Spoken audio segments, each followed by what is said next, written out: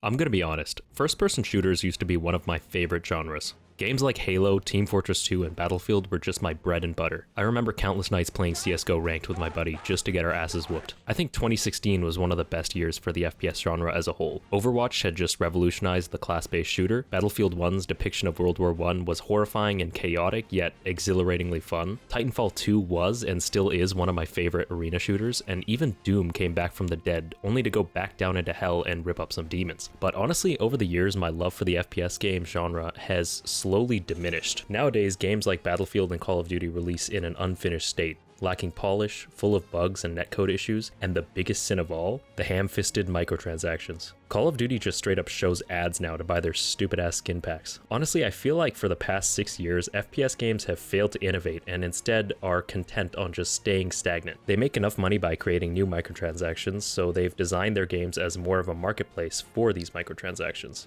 BattleBit came out recently and proved to be an incredible throwback to the older Battlefield games, with its amazing proximity chat interactions. And now we have the game that I want to talk about today, the Finals. This game is easily the best FPS I've played in a while, and ever since it launched last month, it's been charting pretty high on Steam.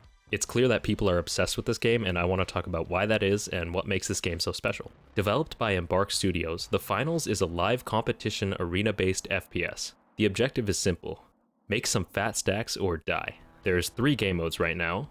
There's Quick Cash, where 3 teams of 3 fight to make the most money. It's pretty simple. Your team tries to be the first to make it to a vault. Opening that vault takes about 30 seconds, and of course, absolute mayhem occurs within those 30 seconds as all the teams fight to be the last ones to pick up the cash that drops from it. It'll drop a cash box, and teams will have to make a mad dash while carrying the cash box to one of 2 cash out stations. Once a team brings it to a cash out, a timer will start. They'll have about 2 minutes to fight off the other teams from capturing the cash out station.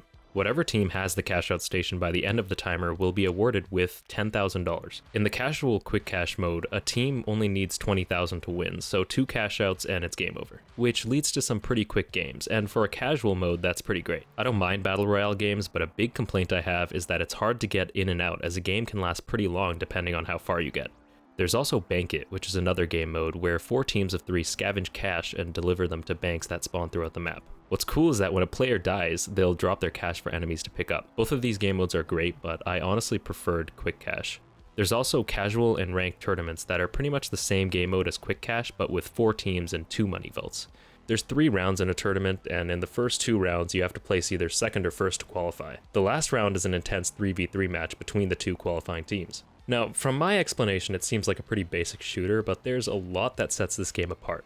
First off, I want to talk about the gunplay, and coming from a person that's probably played way too many shooters at way too young of an age, the gunplay here is amazing. Each gun has their own recoil patterns you have to learn to work with, and that's a great thing. I've seen this in a lot of FPS games where guns don't control very differently, and as a result, they all kind of blend in together, so there's no fun in trying different weapons. The Finals is much better in that regard. Correct me if I'm wrong, but the guns really do feel like the older Battlefield games. Bad Company to be specific. I guess this is a good time to mention that Embark Studios was started by a lot of former Battlefield developers, which makes a lot of sense. Another insane aspect of this game is its fantastic map design. Arenas are relatively small, which makes it easy to get around, but what's really incredible is that pretty much every building is destructible. With enough firepower, you could pretty much level the entire map. It adds a great amount of strategy to the game, surprisingly. Let's say the cash box is on the 3rd floor of a building. Well, you could run in the front door, but you could also breach the roof or blow up the floor under the cash box to bring it down to you.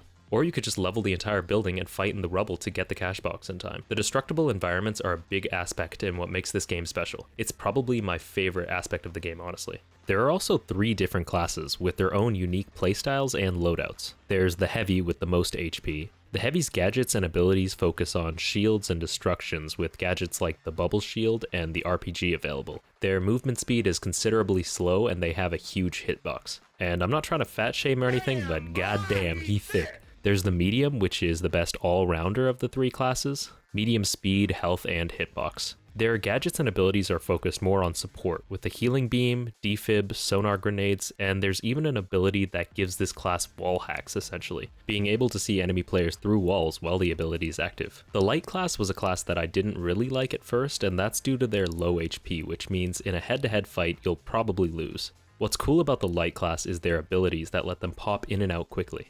Abilities like the dash or cloak pair well with the light's high damage close range weapons. All in all, I think all classes are balanced quite well, with some overpowered weapons being the exception.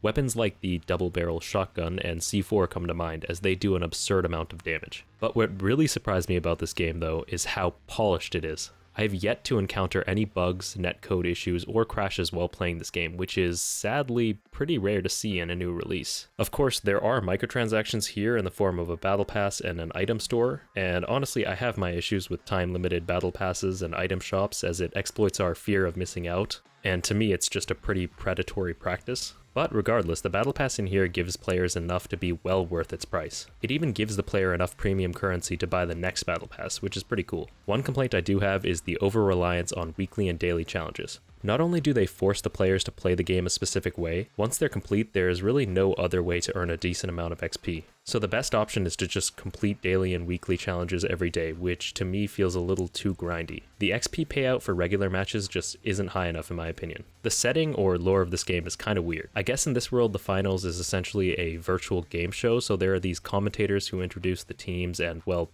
commentate. As far as I'm aware, this is one of the first games to use AI to generate their dialogue, and honestly at first it wasn't obvious that it was AI or anything. I just thought it was normal, albeit mediocre voice acting. But man, once I realized it, it was hard not to notice how uncanny and soulless the voices really are. With all this snow piling up, let's see who's going to plow ahead and who's going to drift behind in this holiday matchup.